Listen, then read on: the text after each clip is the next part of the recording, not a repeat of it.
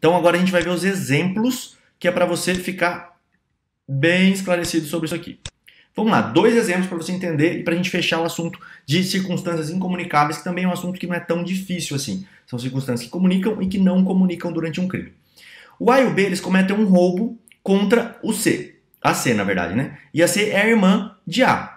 Então, eles cometeram um roubo, tá lá no artigo 157 do Código Penal, você pode até ver aqui, ó, que eu marquei para vocês, artigo 157. Eles cometem um roubo contra a C, que é a irmã de A. A irmã de A, o fato dela ser irmã de A, isso comunica para o B? Por que isso é importante, Rodrigo? Porque existe uma agravante prevista lá no artigo 61.2, terceira figura, aqui faltou só complementar do Código Penal, belezinha? Vamos deixar bonitinho, vai, pronto. Agravante do artigo 61.2 E, a linha E, terceira figura, do Código Penal. Essa agravante fala o seguinte, quando você comete um delito contra a sua irmã, quando você comete um delito contra parentes. Então, por isso é que existe essa circunstância agravante aqui. A pergunta é, essa circunstância comunica para B? Vamos até olhar ela aqui no Código Penal, tem o Código Penal aqui do lado. Vamos ver se eu consigo mostrar para vocês aqui qual que é essa agravante. 60, vamos lá. Artigo 40, 46, 61, passei. Cadê o 61? Tá aqui. São circunstâncias que sempre agravam a pena quando não constituem ou qualificam um crime. Letra A, reincidência. Letra 2, ter cometido o crime. E, contra ascendente, descendente, irmão ou cônjuge. Então, você já está vendo aqui na prática. Olha só, artigo 61, circunstâncias agravantes. A linha, inciso 2, a linha E, contra ascendente, descendente, irmão ou cônjuge. É o finalzinho aqui, irmão e cônjuge. Só toma cuidado, muito cuidado com a escusa absolutória. Eu até vou entrar um pouquinho aqui, porque eu estou dando esse exemplo, pode ser que te confunda, tá? E nunca é demais a gente aumentar um pouquinho a aula. Vamos lá. Artigo 155, 157, que é a questão do furto. E a gente vai chegar lá no final. Não olhe para a tela, olhe para mim agora, porque vai estar rodando aí, você vai ficar tonto. Então não olhe para a tela. Vamos lá. Furto. Roubo, estamos chegando, usurpação, dano, apropriação indébita, a gente vai chegar lá no finalzinho desse artigo. Você pode ver que tudo está aqui no Código da Receptação e Disposições Gerais. Aqui, chegamos, artigo 181, fala sobre as escusas absolutórias. É isento de pena quem comete qualquer dos crimes previstos nesse título em prejuízo do cônjuge, da constância da sociedade, do ascendente, do descendente, seja parentesco legítimo ou ilegítimo, seja civil ou natural. E, artigo 182, somente se procede mediante representação, ou seja, o sujeito tem que ir lá e falar que eu quero processar essa pessoa, se o crime é cometido do cônjuge desquitado ou separado judicialmente, do irmão legítimo ou ilegítimo, de tio ou sobrinho. Você vê que a redação ela é bem antiga, né? Então tem essas coisinhas que não existem mais. Por exemplo, irmão legítimo ou ilegítimo não existe mais. Do tio ou sobrinho com quem a gente coabita. Então olha só que interessante. Se fosse um furto, no caso de um furto, um agente responderia pelo furto e o outro não. Tá? Do irmão legítimo ou ilegítimo não se aplica o disposto nos 2 artigos anteriores se o crime é de roubo ou de extorsão, ou em geral quando há emprego de grave ameaça ou violência. Por isso que no exemplo foi utilizado o roubo, ok? Porque se não fosse utilizado o roubo, ele seria isento de pena. Rodrigo, você confundiu minha cabeça. Não, vou voltar aqui que eu te explico, vai ficar bem facinho de você entender. Vamos lá. Então tá, A e B cometeram um roubo contra a irmã de A, que é a C aqui no caso, beleza? Então presta bem atenção nisso. É uma agravante esse caso. Vai aumentar a pena do sujeito no final, o juiz vai aumentar a pena dele, porque ele cometeu um crime contra o irmão. E lá no artigo 61.2, a linha aí que nem eu te mostrei, a terceira figura é quando você comete alguma coisa contra o seu irmão. Então vai aumentar a pena. A pergunta é, aumenta a pena de A e de B? É exatamente para isso que serve esse artigo. Olha como que fecha o raciocínio. Vamos voltar aqui no artigo, ó.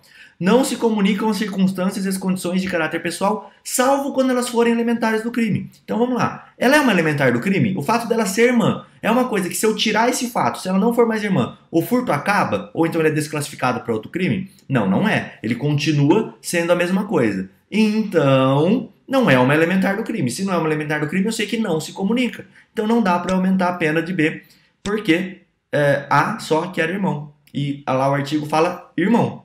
Deu para entender isso? Maravilha. Rodrigo, por que você falou da escusa absolutória? Porque se eu troco esse roubo daqui, ó, e coloco aqui, em vez de roubo, eu acrescento aqui e falo assim, não é mais um roubo, tá, pessoal? Agora é um furto. O que aconteceria com esse crime? O A não responderia por crime se não houvesse representação de C. Porque o crime contra o A somente se procede mediante representação. E aqui funciona a mesma coisa. A circunstância do crime só vai se ela não se comunica para o outro agente. Beleza?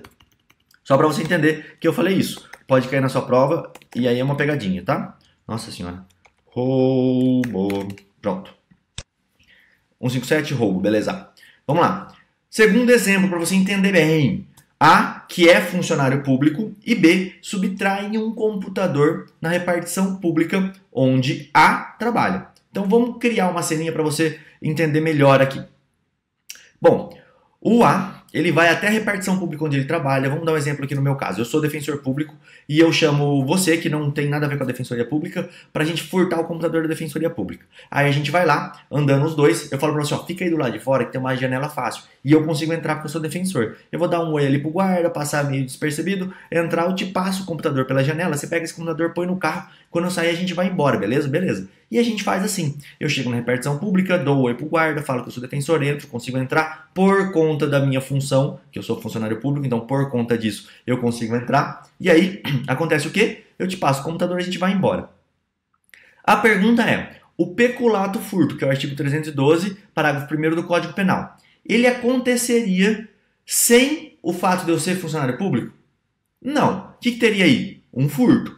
E um furto faz o quê? Uma tipicidade relativa, porque ele desclassifica o crime. Tá? Acontece uma desclassificação do crime. Ele sai de um crime de peculato furto para um crime de furto. Então ele é uma elementar daquele crime. Deste crime, ele é uma elementar. Então acontece o quê? Vamos lá, antes de eu abrir ali, vamos lá.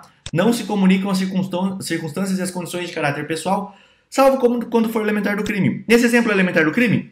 É elementar do crime. Então, o que vai acontecer? Eles dois respondem pelo crime. Tanto eu quanto você vamos responder por peculato, mesmo você não sendo funcionário público, porque isso é uma elementar do crime. Deu para entender bem essa diferença, né? Só queria avançar um pouquinho mais com vocês. Antes disso, eu esqueci de falar uma coisinha aqui em cima. Ó.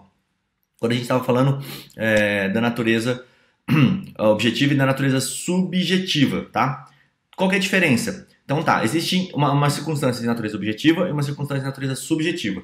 Então a natureza objetiva aqui, ela se relaciona com o fato delituoso na sua materialidade, modo de execução, instrumento do crime e etc. Beleza? Então ela se comunica se o agente souber dessa condição. E embaixo diz respeito à pessoa do agente, o motivo determinante, a qualidade pessoal e assim por diante. E aí ele não se comunica, salvo se for um dado essencial do crime e o agente souber. Então, qual que é o exemplo aqui, Rodrigo? Vamos lá. Uma circunstância objetiva, de natureza objetiva, ela se comunica se o agente souber quando ela for relacionada à materialidade do crime. Vamos dar um exemplo. Uma arma. Se eu vou cometer um furto com você, você me chama e fala assim, olha, vamos cometer um furto. E eu falo, vamos cometer um furto. Você tem uma arma na cintura, você está carregando a sua pistola. E eu não sei disso, porque eu não vi, porque você está com sobretudo em cima.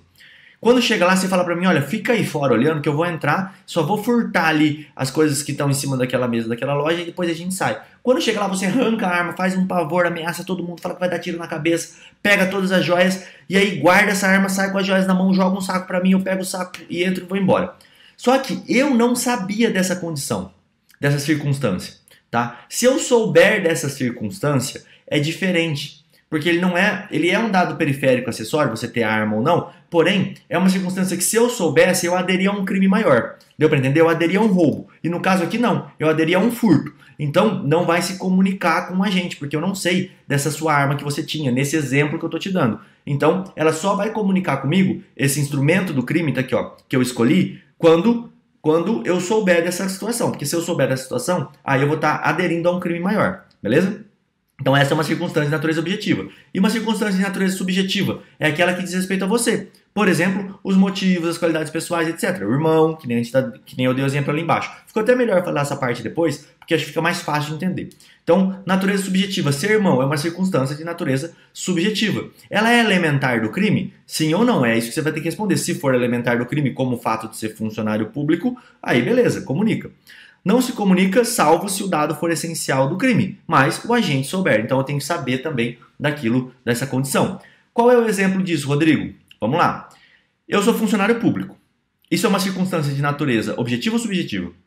Subjetiva, é minha, tá? Do sujeito, eu sou funcionário público. Eu não te falo que eu sou funcionário público.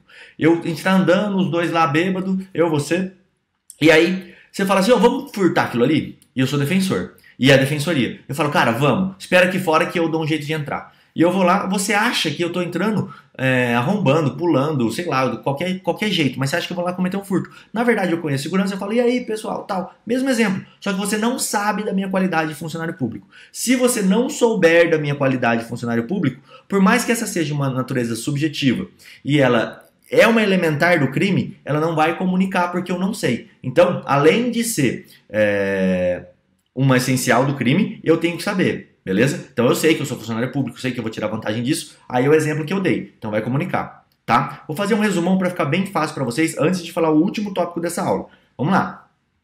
Tudo é circunstância, tá? A diferença vai ser se ela é elementar ou não. Como a gente viu aqui no artigo 30, não se comunicam as circunstâncias e condições pessoais de caráter pessoal, salvo quando elementares do crime. Então, circunstâncias e condições de caráter pessoal só se comunica se for elementar. Então a circunstância sempre vai haver. Ela pode ser de natureza objetiva ou subjetiva. Se for de natureza objetiva, quer dizer o modo de execução, o instrumento do crime e assim por diante. Se for de natureza subjetiva, as condições pessoais do agente. Beleza? Até aqui tudo tranquilo. O que eu tenho que olhar? Essa circunstância objetiva, ela é uma elementar do crime? Sem ela o crime não ocorreria? Se sim, comunica se o agente souber dessa condição. O exemplo da arma, tá? A arma é uma elementar do roubo? A grave ameaça, a violência é uma elementar do roubo? É. Então, vai se comunicar se eu souber que você utilizou dessa violência, dessa grave ameaça. Tranquilo até aqui? Então, de natureza subjetiva. Ser minha irmã, ser meu irmão. Isso comunica? Não comunica. Só se for algo essencial ao crime. Por exemplo, funcionário público. E eu souber que você era funcionário público e estava cometendo dessa forma. Deu para fechar bem? Acho que ficou bem claro, né? Vamos ao último ponto, que é um bônus aqui, um bônus extra para vocês, que é os nominhos. Quando um funcionário comete um crime, qual que é o nome dele? Extraneus ou intraneus? Intraneus é o funcionário público que comete o crime, no nosso exemplo, peculato. Eu, defensor público que cometi o furto, sou intraneus. E você, que foi condenado pelo peculato, como que é chamado? É o extraneus, que é a pessoa estranha de administração. Isso pode cair na sua prova, essas palavrinhas. Sempre lembre, então, que extraneus é o que está fora, intraneus é o que está dentro. O funcionário e o agente que cometeu com ele que não era lá funcionário público. Beleza, pessoal?